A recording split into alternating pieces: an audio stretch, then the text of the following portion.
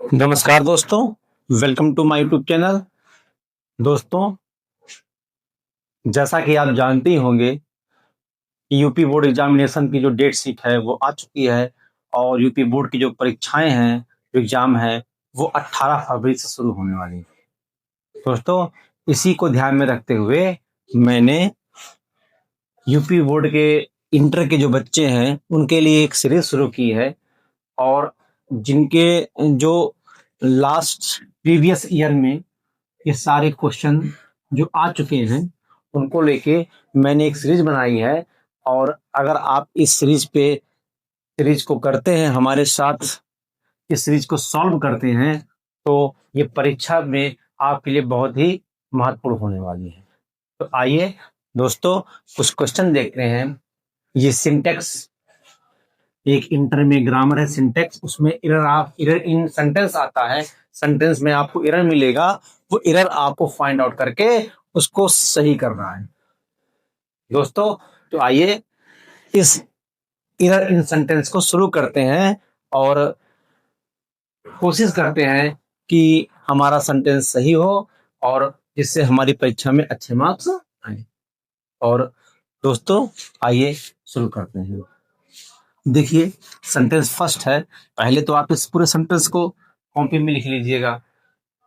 फिर इसको लिखने के बाद अपने मन से इसको आप क्या करेगा, इसकी एरर को फाइंड करिएगा और इसको सही कर लीजिएगा। इसके बाद जब आप सही करिएगा तो मेरी वीडियो को देखकर आप इसको ये तय करिए कि हमारे कितने क्वेश्चन हमारे सही हैं। तो आई होप आपने इस क्वेश्चन को अपनी कॉपी में राइट डाउन किया होगा। तो आइए एक एक का आंसर देखते हैं। Nitin is an university student. Nitin एक यूनिवर्सिटी स्टूडेंट है। तो इसमें ये देखते हैं, यूनिवर्सिटी में इसका जो वॉवेल साउंड, ये एक कॉन्सोनेंट साउंड है। या यूनिवर्सिटी में क्या है, या अगर इंग्लिश का कोई भी वर्ड कॉन्सोनेंट साउंड शुरू होता है उसके लिए ए एन में ए आता है, एन नहीं आता है। ये वॉवेल वर्ड है। वॉवेल वर्ड से मतलब नहीं है, वॉवेल साउंड से मतलब होता है। ये यूनिवर्सिटी का जो पहला वर्ड है वो या है और हिंदी में से क्या है, या है। अगर हिंदी में हमारा का से लेकर ज्ञा तक वर्ड आता है तो वो होता है क्या, वो होता है कॉन्सोनेंट साउंड। और आ से आ तक आए तो वो वॉवेल साउंड होता है। तो यहाँ पर यूनिवर्सिटी में होगा क्या, यूनिवर्सिटी, यहाँ पर या आ रहा है। या आने की वजह से ये बन गया कॉन्सोनेंट साउंड। और जैसे ही कॉन्सोनेंट साउंड बन गया, यहां पर एन नहीं ए आएगा। सेकंड देखते हैं, Vipin is Rahul older brother. Vipin जो है राहुल का बड़ा भाई है। तो बेटा जान लेना कि अगर एक ही कुटुंब के परिवार की बात हो तो बड़े के लिए ओल्डर नहीं एल्डर लगता है, तो ये हो जाएगा eldest brother. Vipin is Rahul's eldest brother. ठीक। थर्ड क्वेश्चन है, milk is more preferable than coffee. Preferable एक ऐसा एडजेक्टिव होता है, इसको लैटिन एडजेक्टिव बोलते हैं। इसके साथ देन का यूज नहीं करते हैं। क्या यूज करते हैं, इसमें टू लगाते हैं। ये मोर भी कटेगा क्योंकि ये प्रिफरेबल कैसा एडजेक्टिव है। ये डिग्री कौन सा है, कंपैरेटिव डिग्री है। कंपैरेटिव डिग्री में एक बार ये हो गया तो ये मोर कट जाएगा। ठीक, तो बनेगा milk is preferable to coffee. Next है, 100 रुपीज आर नहीं इज होगा। क्यों होगा, क्योंकि 100 रुपीज ये अगर अमाउंट एक साथ में देखा जाता है तो वो सिमिलर माना जाता है, और जब वो सिमिलर माना जाएगा तो इज यूज करेंगे, आर नहीं। ठीक। Your shirt is inferior. Inferior भी लैटिन एडजेक्टिव है और लैटिन एडजेक्टिव में देन नहीं तो यूज करते हैं। तो your shirt is inferior to mine. तुम्हारा जो शर्ट है वो मेरे शर्ट क्या है, इंफीरियर है, कम अच्छा है। The train started before. ये देखो क्वेश्चन आप जानते हो, ये present perfect past perfect continuous का पास्ट परफेक्ट टेंस का है।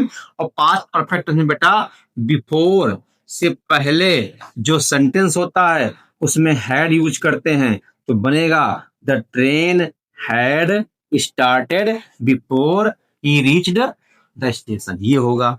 बिफोर आफ्टर होता तो हैड लगता बाद में, बिफोर है तो हैड लग गया पहले। पहला बनता है पास्ट परफेक्ट में, दूसरा बनता है सिंपल प्रेजेंट सिंपल पास्ट में।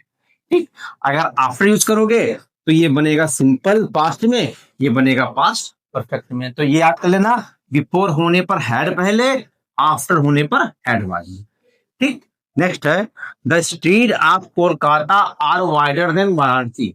वाराणसी, जो कोलकाता की गलियां हैं वो बनारस की गलियों से चौड़ी हैं। अब यहाँ पे देखो कंपेयर हो रहा है, कंपेयर हो रहा है तो क्या यहाँ पर देखोगे कोलकाता के गलियों की तुलना सीधे सीधे बनारस से हो रही, गलत है। यहाँ पर कोलकाता के गलियों की तुलना वाराणसी के गलियों से होनी चाहिए, जबकि इस सेंटेंस में इसमें स्ट्रीट की तुलना इसके स्ट्रीट्स होनी चाहिए, लेकिन यहाँ पर तो स्ट्रीट है, यहाँ पर कल वाराणसी है, तो यहाँ पर भी स्ट्रीट होना चाहिए। और आपने पढ़ा है कि एक बार अगर कोई नाउन यूज होता है और दोबारा उसको लिखना हो तो उस पर प्रोनाउन आता है। क्योंकि ये प्लूरल है तो सेंटेंस बनेगा the streets of Kolkata are wider than those of Varanasi. ठीक, अगर ये सिंगल होता तो क्या बनता, दैट ऑफ वाराणसी। प्लूरल हो गया तो दोज ऑफ वाराणसी। ठीक, few remarks that he made were very suggestive. कुछ रिमार्क्स जो उसने किए वो बहुत ही क्या थे, सजेस्टिव थे। ध्यान देना, फ्यू जो होता है वो नेगेटिव सेंस देता है, तो नेगेटिव नहीं, फ्यू मतलब कुछ तो मार्क्स हैं। देखो एक यूज पढ़ा जाता है few, uh few, the few, इसका यूज भी आप पढ़ोगे जब एडजेक्टिव पढ़ाया जाएगा तो उसमें पढ़ेंगे। फ्यू होता है नेगेटिव, ना के बराबर, बहुत कम। आ फ्यू इससे ज्यादा, द फ्यू जितने सबके सभी। तो यहां पर देखोगे यहां नेगेटिव सेंस नहीं दे रहा है, ये क्या बनेगा, द फ्यू। कुछ रिमार्क्स तो हैं जो उसने किए थे वे बहुत क्या थे, सजेस्टिव। बाकी इस क्लास को जब आप इसको मैं पढ़ाऊंगा तब आपको अच्छे से समझ में आएगा। नेक्स्ट है इट इज द वर्ल्ड, ये ऐसा संसार है वे जहां गरीब नफरत करते हैं, यहाँ पे पुअर होगा, पुअर। जहां पर अमीर गरीब से नफरत करते हैं, तो यहां पर देखोगे एक ऐसा संसार है जहां पर गरीब लोग, रिच तो एडजेक्टिव होता है, एडजेक्टिव के साथ नाउन आना चाहिए, नाउन नहीं जिसे एडजेक्टिव लिखा गलत है, इसे नाउन बनाएंगे। और इसका देखो किसी भी एडजेक्टिव को अगर नाउन बनाना है तो द यूज करेंगे, द रिच। अब ये रिच मतलब अमीर होता है, द रिच मतलब अमीर लोग। ऐसे पुअर गरीब होता है, द पुअर गरीब लोग। तो ये होते क्या हैं, ये होते हैं प्लूरल। तो देखो it is a word where the rich, जहां अमीर लोग हेट द पुअर, गरीब लोगों से नफरत करते हैं। ये भी एडजेक्टिव का पार्ट है, नाउन का पार्ट है कि एडजेक्टिव के पहले अगर द यूज करते हो तो बन जाता है प्लूरल नाउन। रिच अमीर, द रिच अमीर लोग। दो ही इज पुअर, देखो गरीब है बट ऑनेस्ट। देखो बेटा दो जो होता है वो एक कंजंक्शन होता है, इसे बोलते हैं, कौन सा कंजंक्शन है ये, दो। दो यद्यपि, और दो के साथ बट यूज नहीं होता, कॉमा लगाते हैं तो सेंटेंस बनेगा दो is poor comma is honest, is honest.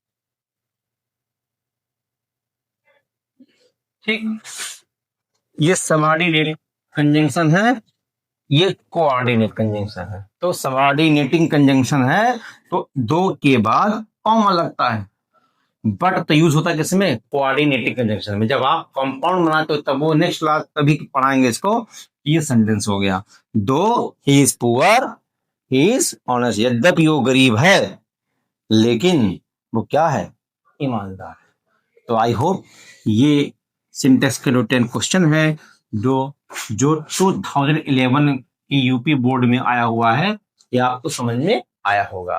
दोस्तों आप इनको देखिए और ज्यादा से ज्यादा लोगों को शेयर करिए, उन बच्चों को जो यूपी बोर्ड के एग्जामिनेशन में बैठने वाले हैं, ताकि वो भी ऐसे क्वेश्चन को समझ सकें।